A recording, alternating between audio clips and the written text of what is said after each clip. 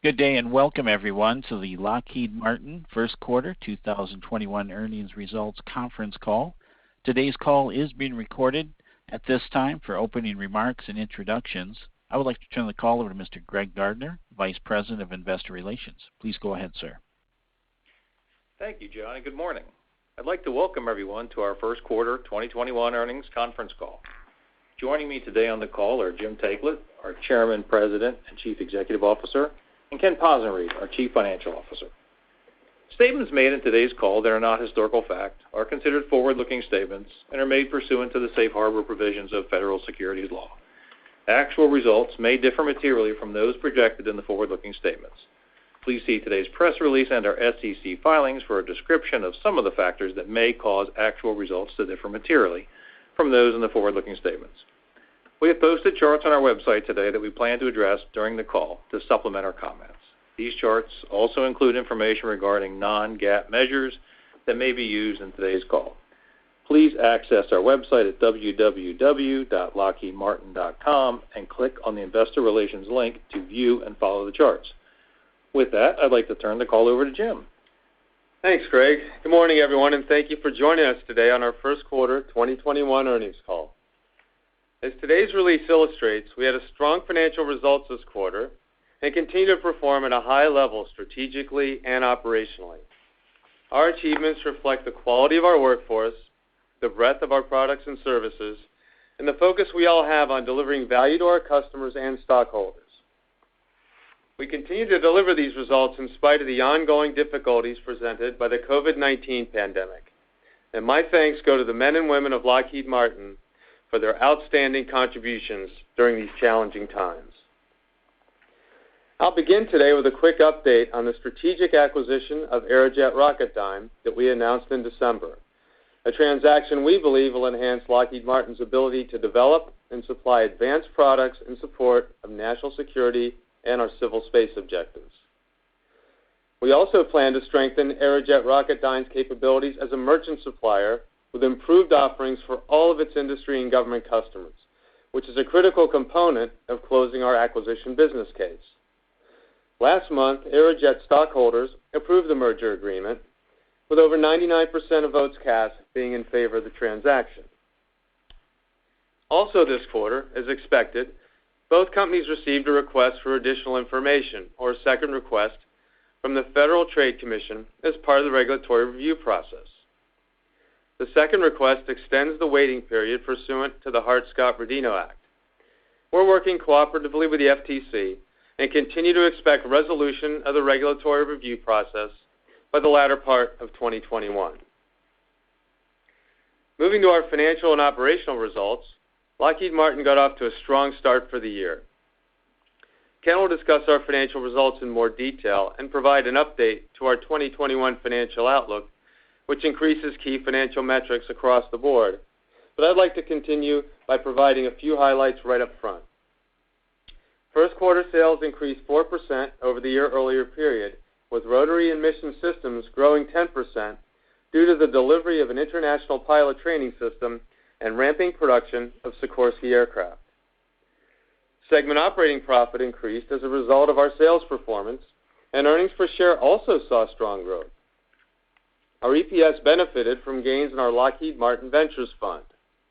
LM Ventures makes strategic investments in early-stage companies developing disruptive, cutting-edge technologies, and it supports our technology roadmaps and growth strategies. Ken will give a little more color on this in a few moments. Our cash generation remains outstanding, driving over $1.7 billion of cash from operations this quarter, which includes the nearly $1.4 billion downward impact of accelerating payments to our suppliers, including thousands of small and vulnerable companies that are especially stressed due to COVID-19 impacts. Altogether, these results reflect the high level of execution being achieved across the company. Our outstanding cash generation and strong balance sheet also provide us the flexibility to complete a $1 billion accelerated share repurchase agreement this quarter to opportunistically buy back stock. We expect our cash generation to remain strong, and we plan to continue our balanced cash deployment actions by investing in innovative technologies, executing our 21st century warfare strategy, providing our customers with enhanced capabilities, and returning cash to stockholders.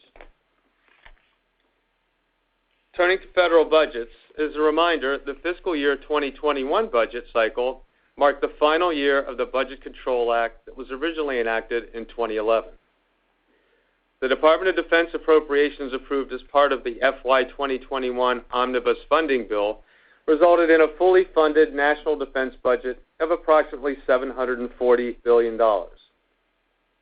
The White House recently released their preliminary budget proposal for fiscal 2022, targeting an approximate $11 billion top-line increase for the Department of Defense, an indication of the desire for continued stability in national security funding and in line with our expectations. Similarly, the President issued an interim national security strategic guidance document which incorporates key elements such as diplomacy, economic development, innovation, and modernizing our military capabilities into a broad framework for addressing accelerating global challenges. This guidance document places emphasis on deterrence, investments in emerging technologies such as artificial intelligence and secure next-gen 5G infrastructure, as well as the need for having strong defense and intelligence capabilities. We believe this vision is well aligned with our 21st century warfare strategy and plays to the strength of our broad portfolio and our culture of innovation at Lockheed Martin. Also in the quarter, the American Rescue Plan Act of 2021 stimulus package was enacted into legislation. This bill extended the CARES Act Section 3610 provision until September 30th, 2021, enabling federal agencies to continue to reimburse contractors for the cost of keeping employees and subcontractors in a ready state as a result of the global pandemic. Importantly, this legislation also contained cash funding relief provisions affecting single employer pension plans, the primary reason for our increase in our cash outlook. Ken will discuss this further during his remarks. Turning to our business areas, I'd like to touch on several notable achievements demonstrating our focus on operational performance, strategic growth initiatives, and the strength of our portfolio. I'll begin with aeronautics, where our team participated in this year's Orange Flag exercise. That's the U.S. Air Force's annual event to assess integration maturity of their warfighting platforms. This year's Orange Flag featured a broad, network-centric demonstration showcasing the integration of the F-35 and other legacy aircraft, including the F-22 and the U-2, with land-based long-range fires, naval fires, and space-based sensors. This exercise demonstrated a fully functional Internet of Things, or IoT architecture, integrating a number of our nation's most advanced weapon systems. Our team was on the vanguard of this effort, enabling F-35s and F-22s to pass data to a U-2, all Lockheed Martin aircraft, with the U-2 then relaying the information to a ground-based control center. Targeting data was then transferred using machine-to-machine data sharing with an Army Engagement Operations Center as well as to Navy ships. By providing data via fifth-generation aircraft to multiple command and control nodes, that information could be used for real-time targeting. This exercise demonstrated Lockheed Martin's readiness to provide unmatched situational awareness and to rapidly field capabilities today in support of our customers' joint all-domain operations concept. In rotary and mission systems, the CH-53K King Stallion was selected by the Israeli Ministry of Defense as the winner in their heavy-lift helicopter competition. Upon contract award, our Sikorsky line of business will provide new CH-53Ks to replace the Israeli Air Force's current fleet of legacy Sikorsky 53D aircraft. Israel will become the first international customer for our new 53K variant, and we look forward to working with the Israeli Defense Force and the U.S. government to finalize the agreement. In our missiles and fire control business area, the U.S. Army awarded our Precision Fires team a $2.8 billion contract for additional guided multiple launch rocket systems, or GMLRS, products and services that continue a relationship that's lasted for over 40 years. This quarter, MFC also delivered the 50,000th Gimler system, another sign of the enduring demand of our signature programs. Moving to our space business area, the Missile Defense Agency down-selected our space team for the Next Generation Interceptor program, awarding a $3.7 billion 5-year contract for technology development and risk reduction activities. This award leverages our internal investments and experience from our THAAD and other programs to deliver the capability to respond to multiple threats with a single interceptor. NGI will be a key element of homeland defense of our country against ballistic nuclear missiles, and we're extremely proud to be selected to pursue this opportunity. Our space team also announced a strategic interest agreement with telecommunications firm Omnispace to explore collaborating on a hybrid communications network using both satellites and ground-based wireless technology. Tying together space and terrestrial systems into a seamless 5G network has the potential to greatly enhance military applications and help manage complex information-centric warfare in all the operational domains. We continue to explore opportunities like this one with the goal of accelerating the benefits of commercial telecommunications technology into our 5G.mil initiative to rapidly increase the capabilities of our soldiers, sailors, and airmen in the 21st century. I'll close by again highlighting our space team and their contribution to the recent successful Mars Perseverance landing. Lockheed Martin Space designed and built the Mars 2020 Aeroshell, which encapsulated both the Perseverance rover and the innovative Ingenuity drone helicopter, protecting them during entry and descent through the Martian atmosphere. Lockheed Martin also designed and built the Mars helicopter delivery system, which transported Ingenuity on the rover and successfully deployed the helicopter for its historic first flights on Mars. We've built Aeroshell systems for every one of NASA's Mars rovers and landers, and we've been part of every NASA Mars mission, beginning with the Viking program in the 1970s. We continue to incorporate innovative technologies and decades of experience into each new spacecraft, and we're excited to continue our Mars heritage with the Perseverance program.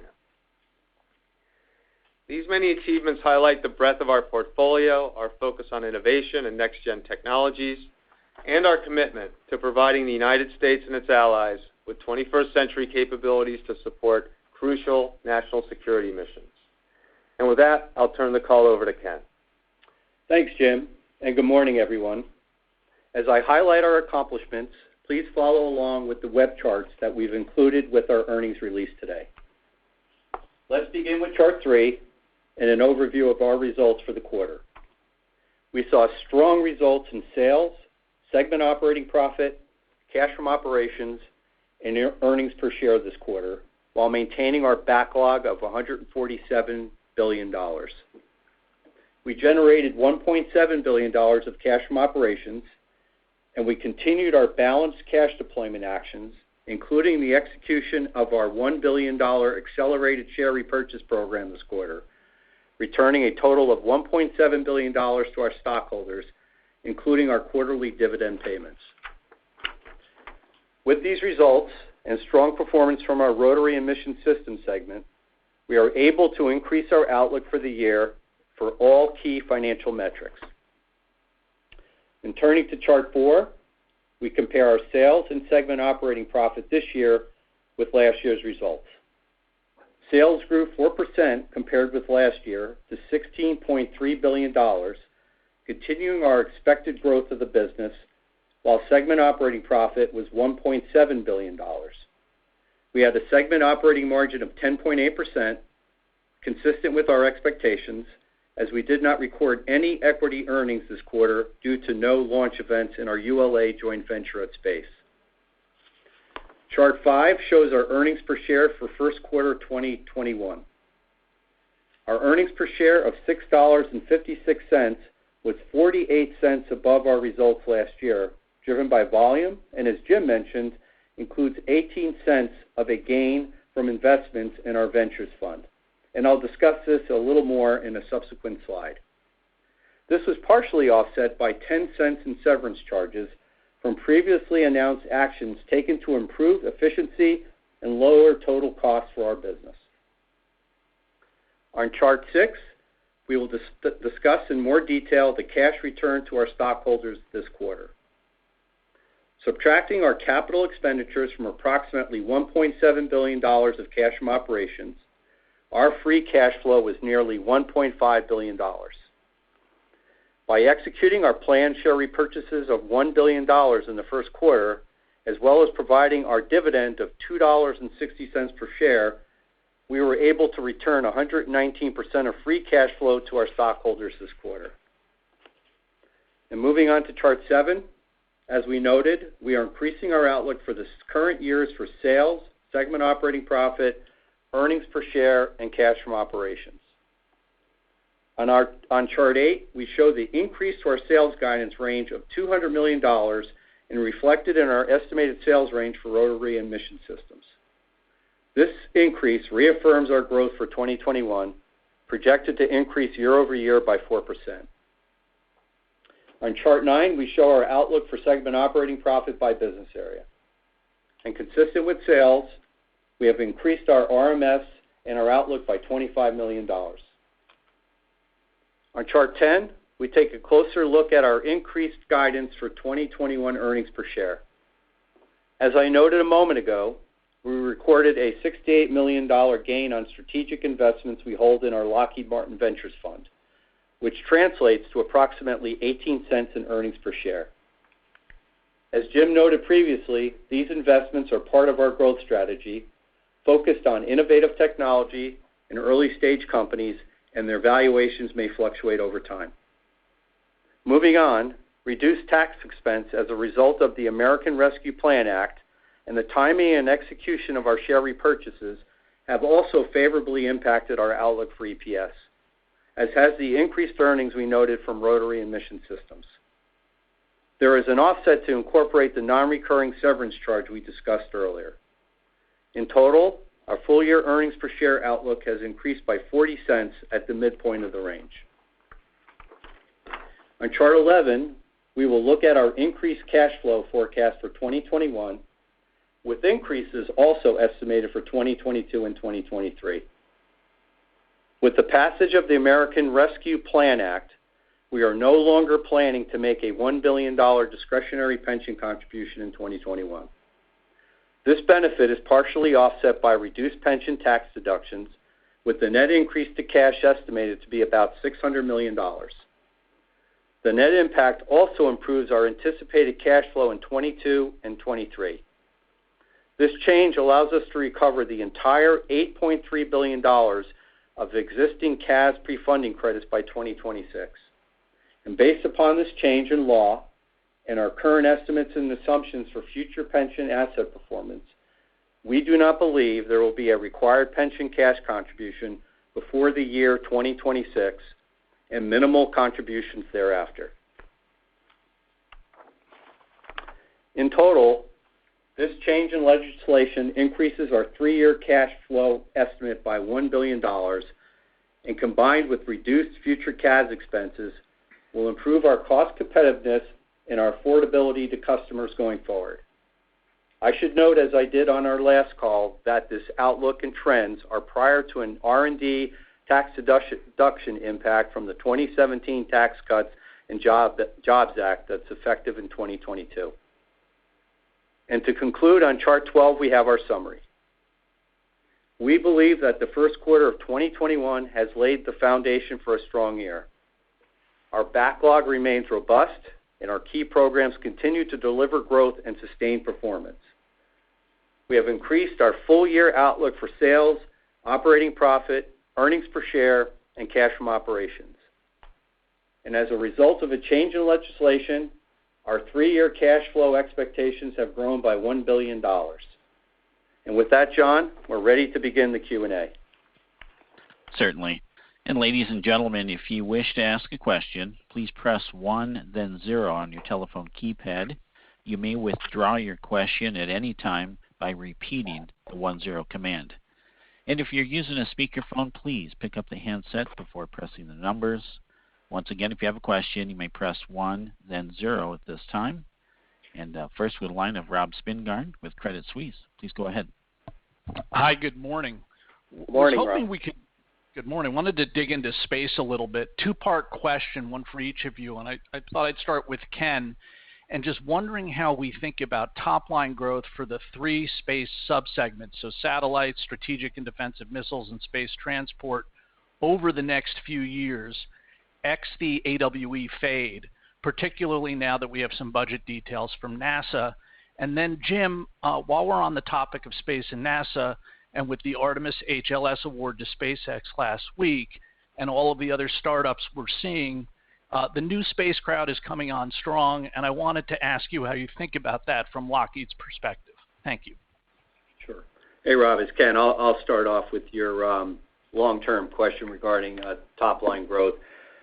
So everyone's aware, if you look at the last couple years, we've had a very strong order book in our space business. Some of it planned, and frankly, some of it nice surprises. So, if you go around the horn, if you look at our national security space segment, I'd say probably the biggest growth opportunity we have there is in our classified space area. We are seeing an enormous amount of opportunities out there, a lot of them planned, and frankly, a lot of them that we are helping shape.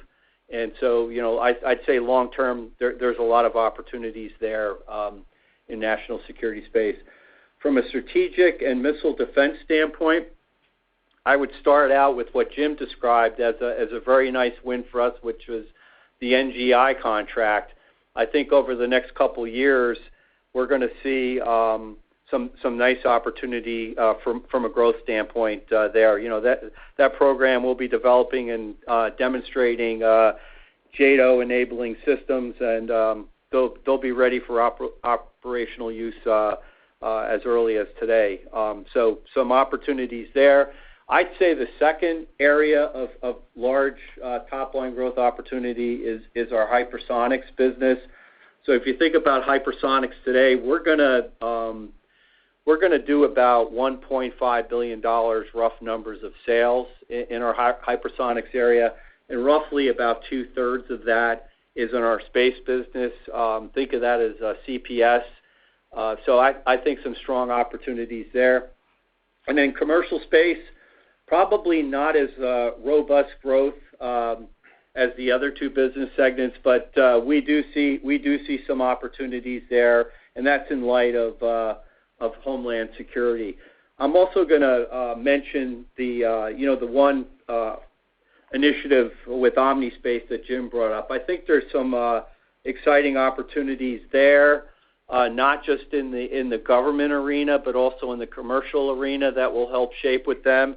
And then I think the last piece I'll talk about is our LM100 initiative. This is a mid-size satellite bus that can support missions to both LEO and GEO, and that'll be joining our fleet of the LM50 and the LM2100 series.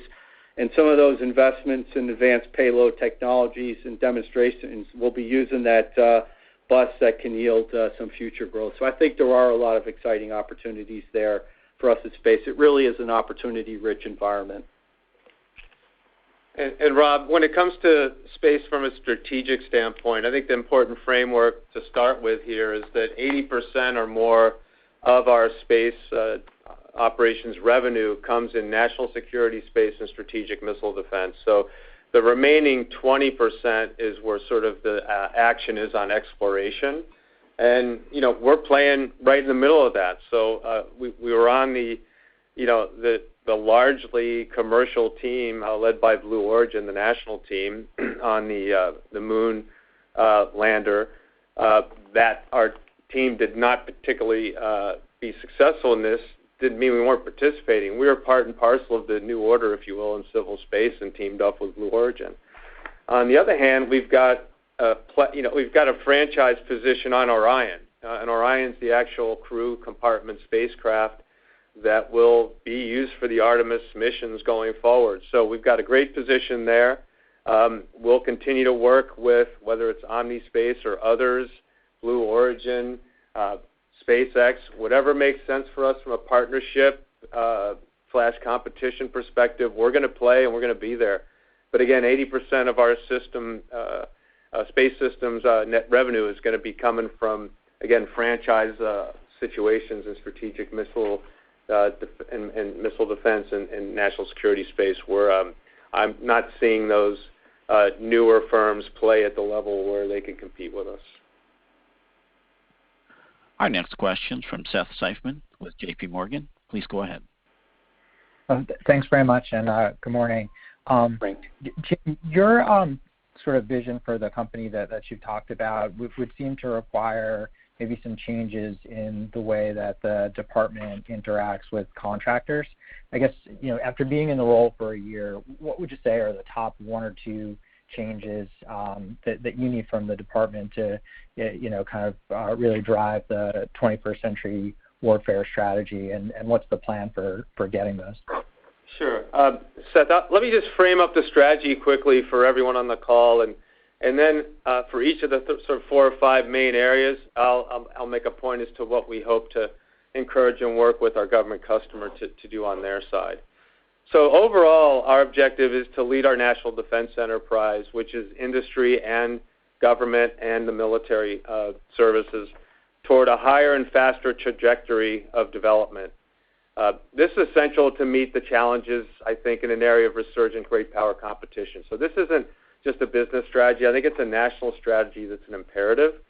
And at Lockheed Martin, we're in a great position to try to lead that with our customer base. And there's really 4 or 5 elements, and so I'll hit each element and say, well, what do we hope to get along with our behavior from our government customer and the military services to work with us on this.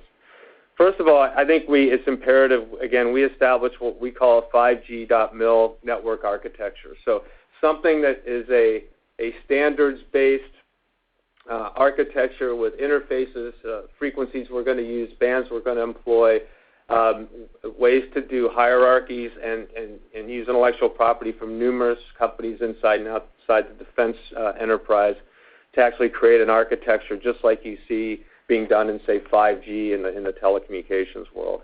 I think we can lead that for a number of reasons, but we're going to absolutely have to have our government customer involved with us. And when you look at exercises like Orange Flag, that demonstrates that they see the need as well. And ultimately, we're going to have an ability to work with our customer base to have new acquisition and appropriations processes so that we can speed things up and get things done faster in the kind of world we're talking about. One of the things that, frankly, is a core competency of Lockheed Martin is dealing with the federal acquisition regulation, and I do feel we can be a bridge during this sort of changeover period, if you will, to commercial tech. We can license with them on one hand the way they're used to working, and we'll deal with the federal government as far as the contracting goes on that side. I think we can be a great bridge for that. But the first thing we need to do is establish that architecture and have cooperation with our government customers to do it, and we are. The second thing is we really intend to partner with these leading companies in the telecom and technology space because we need, as a defense enterprise, to accelerate our adoption of those 21st century technologies and capabilities. So again, we'll try to be the pivot point for that, linking the two industries with our customer, but we're going to have to, again, have an interest in adapting procurement processes and speed to the kind of speed that the commercial companies are used to.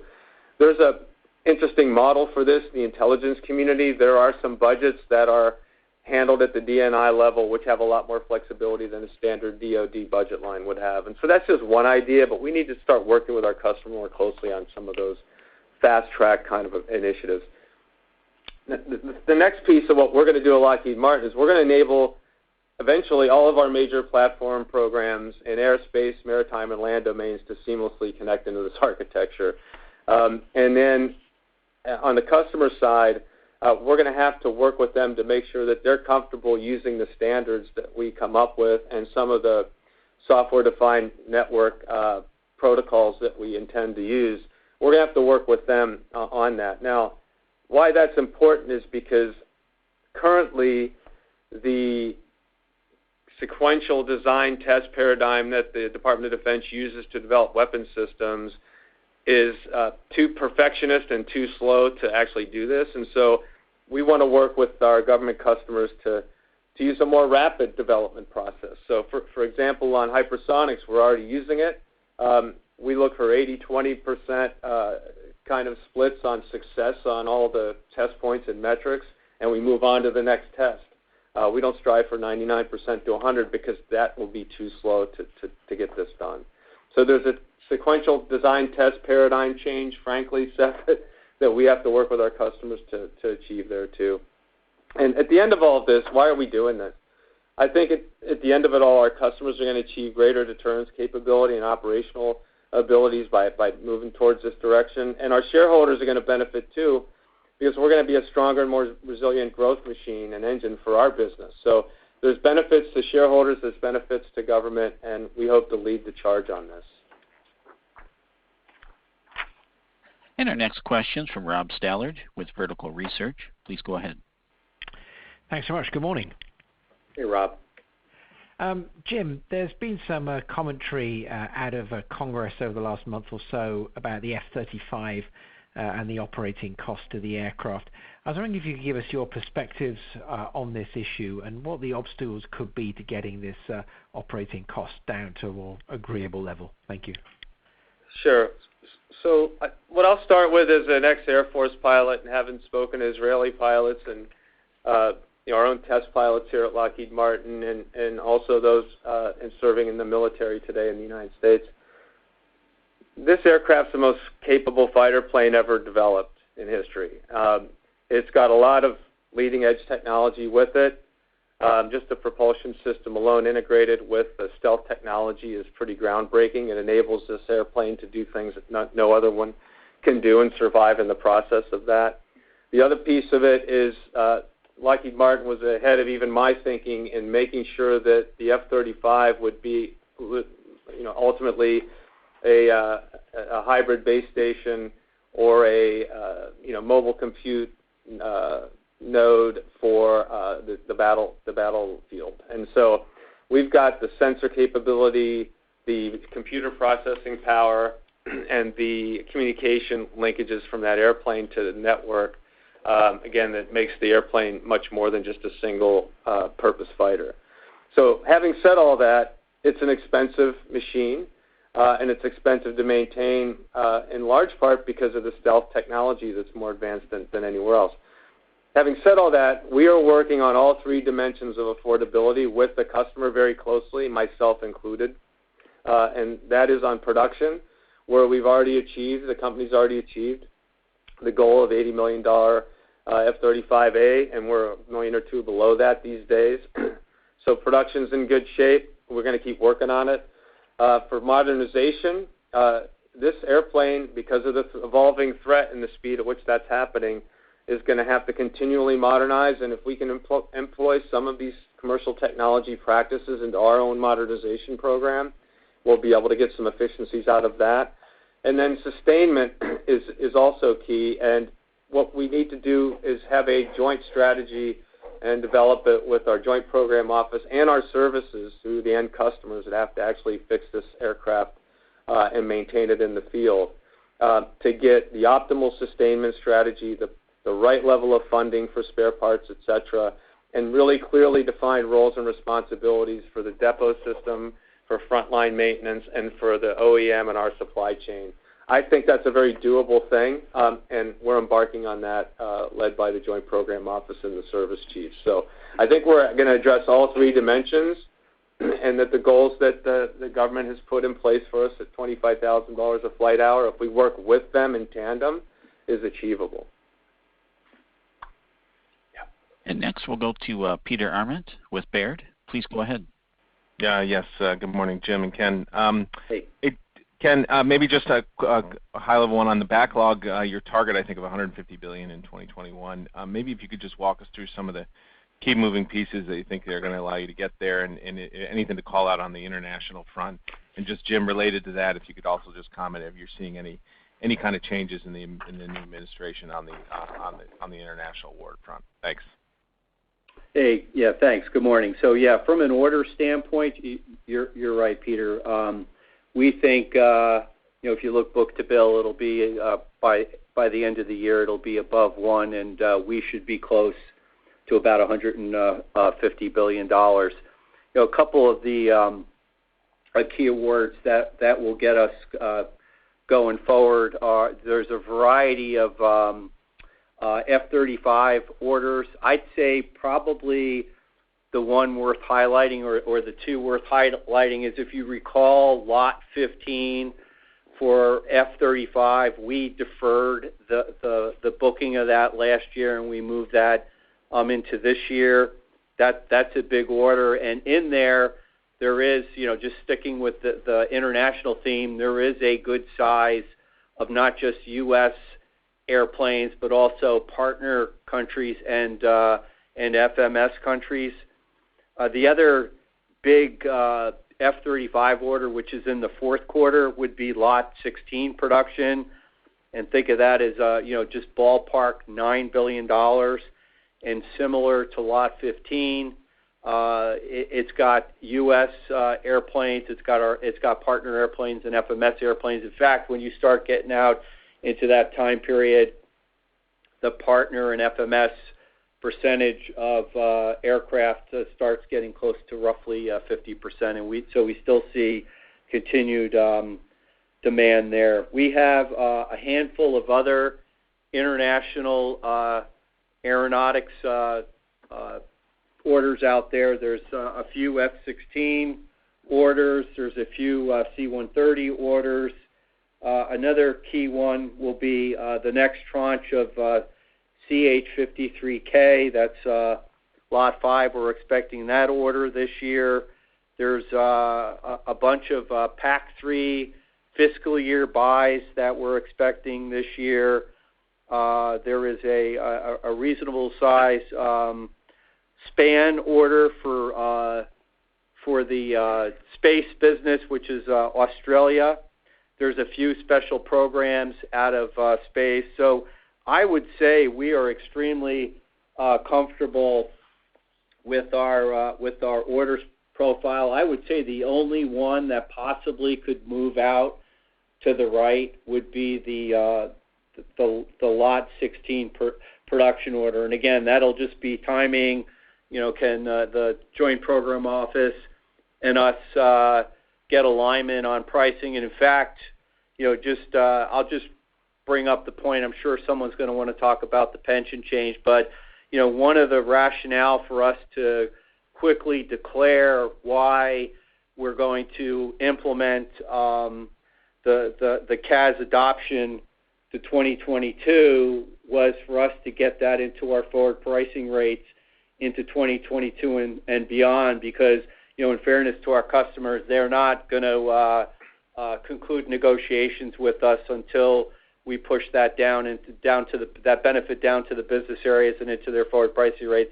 So that was one of the key reasons we made that declaration now and started in 2022, because that'll help with the Lot 15 negotiations that are going on now and many other large negotiations we have going on now. And Peter, it's Jim. When it comes to the current administration's approach to international defense, I think there's really four important points to make. One is the Biden administration, it clearly recognizes that we're all in an era of this resurgent great power competition and regional disruptive powers that are out there as well, like Iran and North Korea. That's a world that's not going to get any more peaceful anytime soon, most likely, and so strong national defense is a priority of the administration, I believe, based on their own statements. Secondly, the Biden administration's reinforced and elevated the criticality of alliances to actually meet this kind of situation, and that, again, is a positive for international defense cooperation. The third item that I note is that there's a very experienced and capable foreign policy and national security cadre of leaders, lifetime professionals, many of them in this space, and they know exactly what they're dealing with and how to make it work. And then fourth, there's going to be some process alignment between the White House, the Department of State, Department of Defense, and Congress on how to actually conduct all of this. But I do see strong opportunities going forward under this administration for international defense cooperation, and that would benefit Lockheed Martin, I expect. And next we'll go to George Shapiro with Shapiro Research. Please go ahead. Yes, good morning. Ken, I wanted to pursue aeronautics a little bit. I mean, sales were flat in the quarter. How much of that was due to having one less week in the quarter? Deliveries were like 17 versus 22 for the F-35, and you lost some revenues from taking the development contract down. So do we make up this shortage of revenues in the fourth quarter when we pick up the week? And if you just get into a little bit more of the detail like I was just asking. Sure, George. Hey, good morning. The main driver of why aeronautics was flat, frankly, was, and this is non-COVID related, we had a sizable $200 million vendor invoice that we anticipated to hit in the first quarter, George, that actually hit. It hit already, so it hit in the month of April. So it was just, that was a timing event. So I'm not so certain 12 weeks versus 14 weeks is going to have that much of an impact. It was really more of a delay in the invoice from the first quarter to the second quarter. But just to give you a little color, in the first quarter, basically F-35 was generally down, and that's mainly due to development being down. I'd say production on the whole was relatively flat, and sustainment was up modestly. And then to your point, we're going to continue to see momentum in the upcoming quarters. And in fact, to your point, the largest quarter for aeronautics is the fourth quarter. So yeah, you will see some of that continue going into the fourth quarter. So I think it's fair just to say it was the vendor payment slip into the second quarter. Second quarter is a little less than the third and the fourth, but they're all three of them are, I would say, somewhat considerably higher than our first quarter. So thanks for the question. Our next question is from David Strauss with Barclays. Please go ahead. Thanks. Good morning. Morning. So in the quarter, Ken, you talked about 10.8% segment margins. I think a couple years back, the corporation was doing 12%, north of 12%. So I wanted to ask about how you view the potential opportunity for mix and productivity to improve segment margins, in a more difficult budget environment from here. Thanks. Thanks, David. You want to talk about beyond 2021, I assume? Exactly. Okay. So, I think it's probably best we go around, each of the four business areas. So if you look at the mix at aeronautics, F-35 is still going to be a dominant piece of aeronautics, regardless of how quickly the rest of the segments of that business area are growing, and I'll get into that in detail. But so if you just peel the onion on F-35, Jim mentioned, when he answered the sustainability question, if you look at the three elements, a nice, pleasant surprise for us, which is a good news story, is there is a demand still for added capability, added technology on the airplane that we and our partner companies are working on. So we still see development being a decent size, relatively speaking, decent size piece of the portfolio. It's going to be, cost plus, so dilutive, but, we'll take it, which then takes us to production, which is still going to be the lion's share of that piece of the portfolio. And, I've said this before, if we perform on our current contracts, as we believe we should be able to, and we're able to get acceptable deals on our future LRIPs, there should be some margin opportunity there. The only thing I'd caution is we're looking at our performance on Lot 12 through 14 now, and whether we do a risk retirement later this year, we want to see some more improvement there before we do that. So, I think the point I just made is valid, that, the opportunity is there. We have to perform, and, we're just keeping a close eye on that. And then sustainment is going to be the fastest growing piece of this part of the portfolio, and it'll continue to grow. I mean, we're going to continue to stand up bases. We're going to continue need sparing. We will back on the follow-on modernization work we're doing in development. We'll have to retrofit some of those aircraft that are already in the field. But today they're cost plus, and our customers buying on an annual basis, which is, the argument Jim made is inefficient. There's going to have to be, we believe there's a better way to procure, and that's why we offered that performance-based logistics concept. And we'll, see where that goes, if that morphs into something. And if industry is prepared, as we are, to take on the investment and take on the risk and sign up to a service level agreement, and we perform, there should be some profit opportunities there. F-16, we've got 128 aircraft in backlog, 5 customers. We see a lot of interest out there internationally from many, many countries. We're going to deliver 8 aircraft next year, and we will basically, by the middle of this decade, ramp up to about 3.5 airplane deliveries per month. There should be, and they're all FMS contracts. That's the way the customer is procuring them today. There should be some margin opportunity there for us.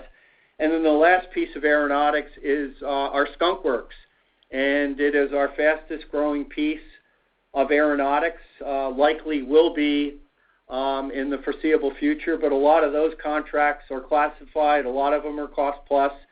Again, maybe margin erosion, but I'll take the top line growth with the added profit any day. So that's aeronautics. Missiles and Fire Control, I think we have the opportunity to keep the margins where they are today. We do have a little bit of a mix issue. Is we should continue to see strong demand for PAC-3s into the foreseeable future. We're continuing to build out real estate to continue with the needed demand out there. And then the other piece that is going to continue to be quite large and continue to grow is in the classified area, which today is cost plus, will be in the foreseeable future, which will have a dilutive effect on margins, but we'll take that any day, and ultimately that should morph into production and fixed price and allow us to grow margins there. At RMS, I think it's probably best to talk about Sikorsky. We're starting to see the CH-53K go into production. Jim, in his prepared comments, talked about some of the international opportunities, specifically Israel we have there, which will be a great opportunity for us. A lot of these other helicopter programs are now into production. And then ultimately, we'll have the down select on FLRAA and FARA, and we're bullish on those. And by the end of this decade, they'll start out as development programs. By the end of this decade, they'll be in production as well, and hopefully see some margin improvements there. And then lastly, space. If it wasn't for AWE, they would be our fastest growing business area this year at 7%. And we should see, with our core space business, we should continue to see growth there. It will be a mix between cost plus and fixed price. United Launch Alliance is alive and well, and will continue to be, and will give us a nice equity earning stream. But I see some, based on where we are today, I see some margin upside there as well, based on where they are today. Our next question is from Rich Safran with Seaport Global Securities. Please go ahead. Thanks. Jim, Ken, Greg, good morning. How are you? Good, thanks. So, given the accelerated share repurchases, I wanted to ask you again about capital deployment and just how you're thinking about it. does the accelerated share repurchase infer any change in how you're thinking about the balance between dividends, buybacks, and M&A? And on that topic, is there any intent to continue to or make larger investments in businesses and technologies like ABL? Okay. Hey, Rich, it's Ken. Hopefully this will resonate with you, but I think it's a consistent story. First and foremost, we're going to generate as much cash as we can, and that was one of the rationale of why we decided to start deferring our ERISA funding in 2021 from an economic standpoint. That made the most sense. But first and foremost, we're going to invest in our business, whether that's organic or inorganically. We have still some decent-sized capital outlays this year of, rough numbers, about $1.8 billion. We're at record levels of IRAD spend this year, and we'll continue to do that. And we'll focus on organic. And then inorganically, in Jim's prepared statements, we talked about Aerojet Rocketdime. That's on track. We just got our second request from the FTC, which is no surprise. Nothing's changed. We're still very bullish about that, for that to come to resolution in the fourth quarter of this year. And then it comes down to the excess cash. What do we do with it? We are focused on our dividend strategy. That would be the next in the batting order. We're going to in the third quarter, Jim and I will go see the board with our treasurer John Mollard to make a recommendation on what's the appropriate increase in our dividends, and it should be deemed favorable to our shareholders. And then lastly, it's share buybacks. And frankly, Rich, what we saw in the first quarter, where our stock was trading, we thought it was grossly undervalued, and we went into this accelerated share buyback plan and deemed to be very successful.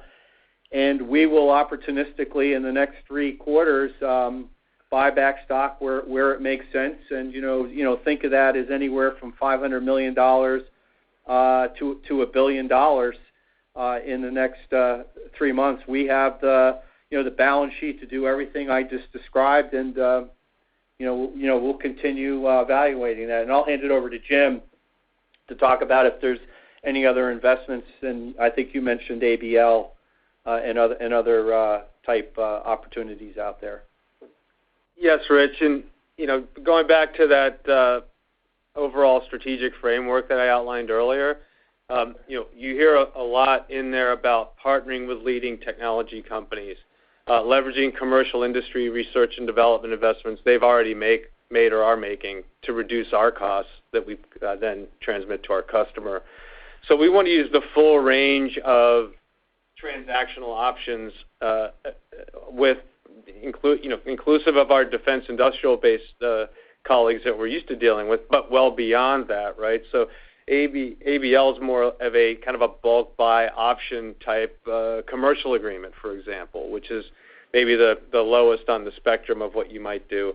All the way up through partnerships, which are like-for-like contributions, joint ventures, which are actual equity agreements with different companies like we have, with ULA, for example, and then full-on acquisitions like Aerojet Rocketdime or I3, which is a smaller tech company that we bought last year.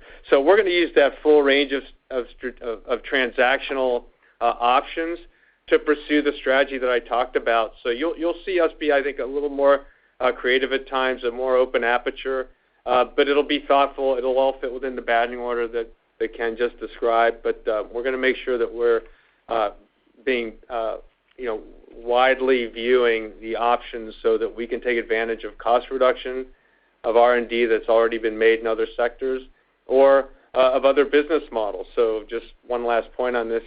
Someone that's already going to invest in low Earth orbit at scale production for commercial uses, well, maybe we could tap into some of that, their production for military and defense uses, and again, let them do the CapEx investment, and we'll just commercially buy off what we need from them, which is similar to ABL's agreement.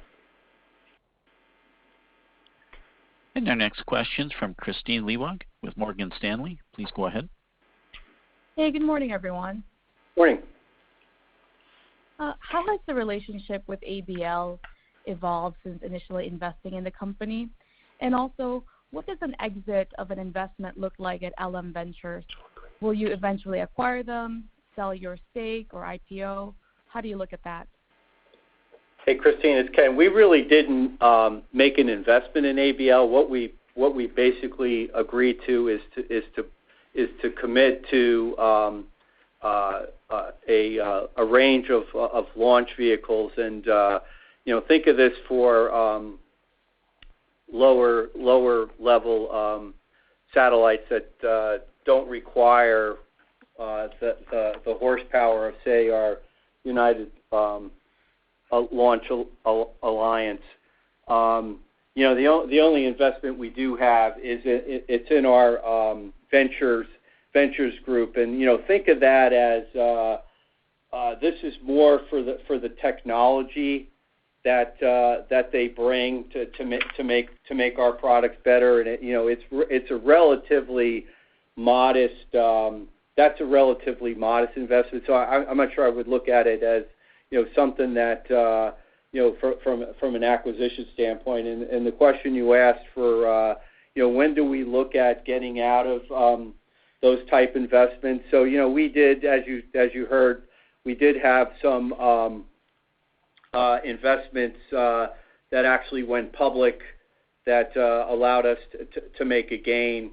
Some of those are SPACs, which we're going to be required to hold, and then we'll make a determination whether it makes sense for Lockheed Martin to get out of those ventures, but then to continue to utilize that technology. And just as an example, ABL, we would do something very similar. And again, I'm not suggesting that whether they're public or not. We would just make a determination when it makes sense for that modest investment in them that we have, whether it makes sense for us to get out or not and continue to utilize their technologies.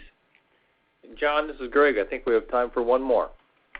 And that will be from Ron Epstein with Bank of America. Please go ahead. Yeah, hey, good morning, guys. Morning. So help me think about this. In the quarter, right, F-35 volume was down and F-22 volume was down. And I think about those as, kind of the underlying foundation of the company. How can we get comfortable that that's not going to be a trend? That growth engine is still healthy and there. Sure. I'll take that, Ron. Good morning. I think it a little bit goes back to what George was asking me in terms of the first quarter versus the rest of it. So I would say on production, we're down. I'm going to call it flat, Ron, just because it's down year over year, $25 million. But what we're basically looking at on development on the whole, and this goes back to the earlier conversation. This in some ways is for Lockheed Martin is a good problem to have. We continue to have that demand out there for increasing technology, but I don't see development growing. So let's for year over year call it flat. Production, just based on if you think about production revenues, it's really not for the most part, it's really not for the deliveries we're making this year, which are Lot 12 and Lot 13. It's really for the deliveries we're making next year. We're building those aircraft out now for next year, and then we're doing the buy ahead, if you will, for the following year. That's generally where the sales are coming for this year, and we're fairly confident, or very confident, I should say, in the stream and the flow of what's going on. So think of production is going to grow this year low single digits, and I've been relaying that sales are going to continue to grow at a relatively slow pace for production. the growth is in sustainment, and in the quarter we did see growth in sustainment, and we will see growth for the year in the close to the almost 10% range. So I don't think that's a concern. I think F-22. I'm not sure. You called that the linchpin or the bedrock of the business area.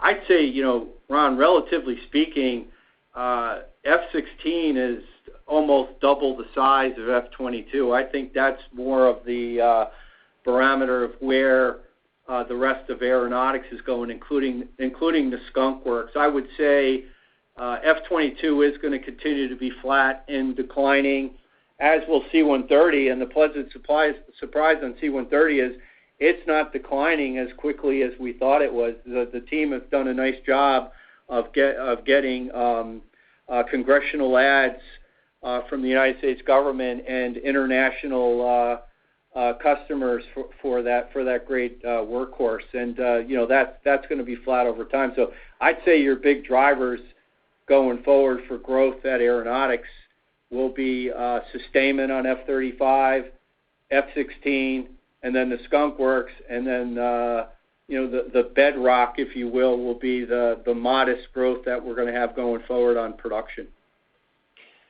Hey, John, this is Greg. I think we've come up on the top of the hour here, so I will turn it back over to Jim for some final thoughts. Thanks, Craig.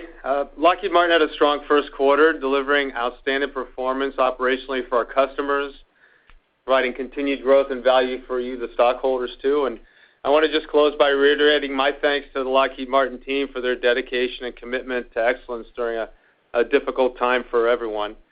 And thank you again for joining us on the call today. We look forward to speaking with you on our next earnings call in July. And that concludes the call for today. Thanks again, everybody.